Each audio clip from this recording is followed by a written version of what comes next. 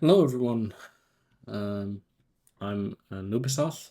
I'm a modder of Stronghold Crusader, and as per requested on Reddit and some other places, um, I'm making a tutorial for people so that they can learn how to make their own mods for Stronghold Crusader. Currently, the game doesn't have a ton of mod support since they were planning on adding it on a later date. So currently, there are some ways to do it, just a bit external to say the least. So I recently uploaded my own mod, which is the Red Comprehensive Overhaul, which is part of my Comprehensive Overhaul series that I'm doing, which is to update all of the AIs in the game. And I got a lot of questions about how I did it, how do you update the AI of lords, how do you update their castles, etc. So this video is to teach people how I do it and how you can do it as well, because it's not that hard actually. So to begin with, you need the AIV, AI Village Editor, which I will link in the description. It's a mod on the Nexus Mods forum, so you need an account to download it. But it's what it is in principle is if we go over here, it's pretty much kind of like the old version. So let's open one of my recent castles. So here we go and have red one. So what it is it's the AIV editor, kind of from the original Strong Crusader, updated a bit to a modern extent. So as the AI, as you maybe know, the AI uses a build phase, which is kind of a ticker where it goes step by step over what it should build next.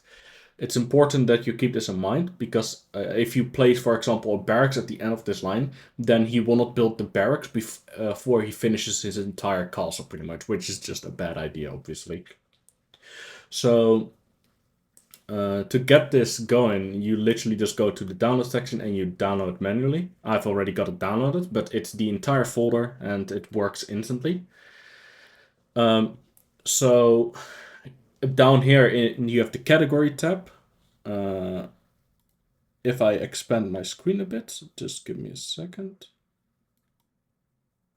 Here we go. If you look down below, here is the keep. You have castle buildings, where, for example, your armory, um, food processing buildings, everything you really need.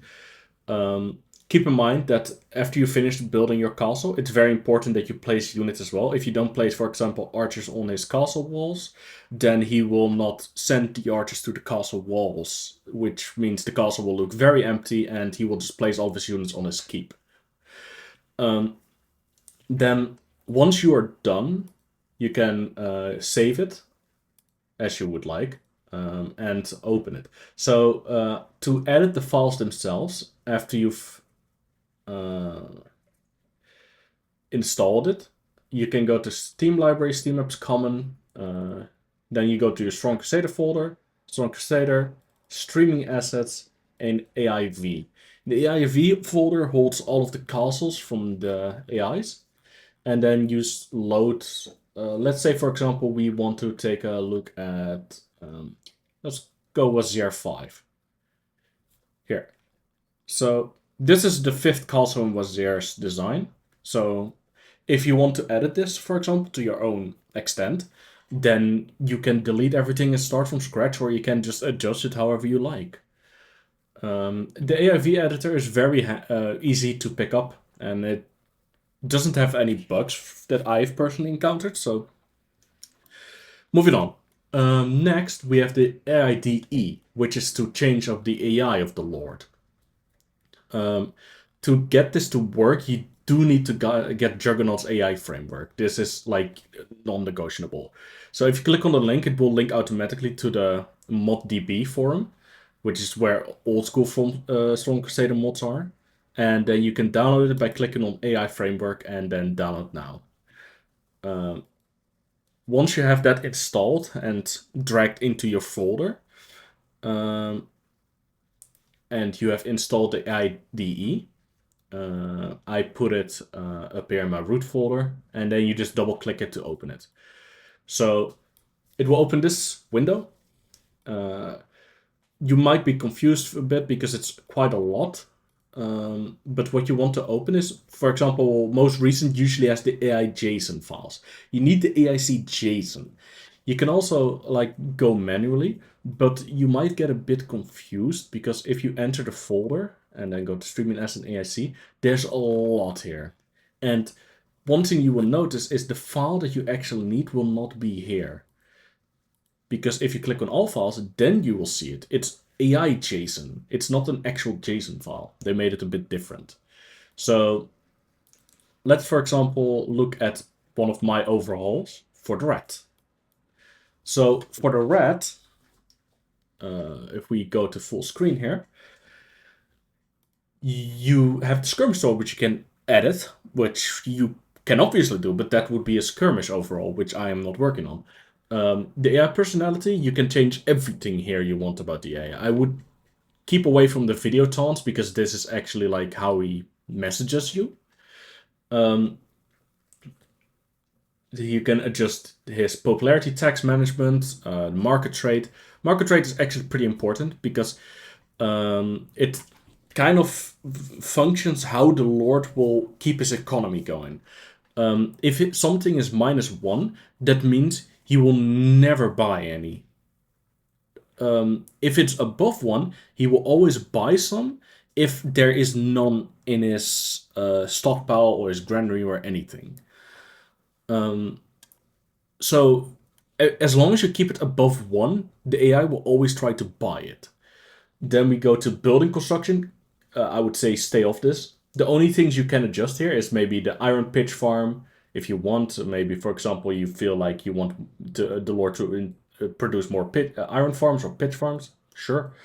More farms queries, you can adjust that. The same goes for wood constructions and quarry, whatever. And also the population. So a Lord will always need a specific amount of population before they can do something. So what this means is if the Lord doesn't have 15 population, at least, he will not build an extra quarry. Then we go to resource production, which you can adjust what the Lord builds. For example, in my overall rat builds apple orchard, a dairy farm, and a hops farm. And a necessary resource are resources that are often sold by the Lord. I don't remember exactly where this is. But there is a function for unnecessary resources. In general, the Lord will try to sell all of this whenever it gets into his pile. So, for instance, if I put hop here, the hop from the hop farms he will always try to sell, which means he will never get any ale going, which means the inns that he has will be worthless. The same goes for example, if you put spears here. If you don't have the rat change that he produces other units, he will never get any spears, which means he will never be able to make units. So here we go to the military command. This means how often he's gonna make units in specific modes. So defense mode is when he's getting attacked. Then he will, if he's weak, he will print units. If he's normal, he will sometimes print units. And if he's strong, he will not print units because it's usually not necessary. This kind of depends on how much units the Lord already has. Then we go to total defense count. This is also important. This means how much defending units the Lord can have in total. The garrison patrols is what types of units he will produce. I put pikemen here in archers because I think pikemen should be for rats as an upgrade to a spearman. Castle wall count is how much units he will have on the walls. And reactive defense, first responders, is always how what he will do if you come to his castle. If you come to his castle, usually a lord sends out units to either harass you or attack the units that are attacking his walls. So in case of rat, he will send archers and pikemen. The digger count is also important because if you have a unit that builds a moat, then he needs a digger unit. If you have this on 0, he will never dig the moat. So in this case, I put pikemen, and it automatically always selects. There are only units here that can actually dig, so you can't just select a random sword man, sword knight, and because they want to be able to dig. Raid force, another important one. This goes on about what units he uses to raid and harass you. In my case, I added siege units, which is a catapult tent. This means he will actually build catapults to harass you. Main attack force is also important because this goes on how many attack units do you have. The base count is 40, but it can go up all the way to 200 or above. His vanguard is pikemen. What this pretty much means that it's a vanguard for his attack, but red doesn't need it. Some units AI lords have it. I prefer to not have it. It doesn't really do that much. Backup is units he keeps behind his army in case of an emergency. Usually you want either archers or maybe horsemen there. You don't really want melee units because they are supposed to be the big attacking force. Then you have the prime attack units. These are the units that he will attack with. So you have a limit for this. I put it on 400, which is already much bigger than it should be, but I like big armies. Then you go to specialist siege units, which is what siege units will he build? Will he build fire ballists, a ram, a shield? In this case, catapults and a ram. And there's a limit you can put on this as well. You can also put units that he will use to dig up the moat of the enemy. I put 20. You can do whatever you want. Army command tactics. This is for the first one is for if you send, for example, red is attacking you and you send horse archers to harass them. When 20% of his army dies, he will instantly attack instead of waiting, which usually happens. At what percentage troop loss does the army retreat? 100% in this case, but some units, lords, you maybe want, if they lose 80% of their army, they will retreat instantly and kind of keep what they already have. Targeting aliases. They can, in this case, red loves targeting humans, so the human player, so I kept it as is. But you can also make it that he attacks the closest lord, or the one with the most power, or the one with the most gold. Bottom here, you have the starting troops. You can adjust anything you want here. If you want the red to have macemen as a start, you can put this up to 5, and the red will have macemen to start with. Though keep this a bit balanced, I'd say, because giving a red 40 pikemen as a start is probably not a good idea, because it's a one-way ticket to lose a game instantly, because 43 pikemen is quite a lot. And then but you also need to keep in mind that you need to change this for deathmatch and Crusader. Crusader specifically, because Crusader always has some weird units. Like, for example, the player gets archers, knights, and swordsmen.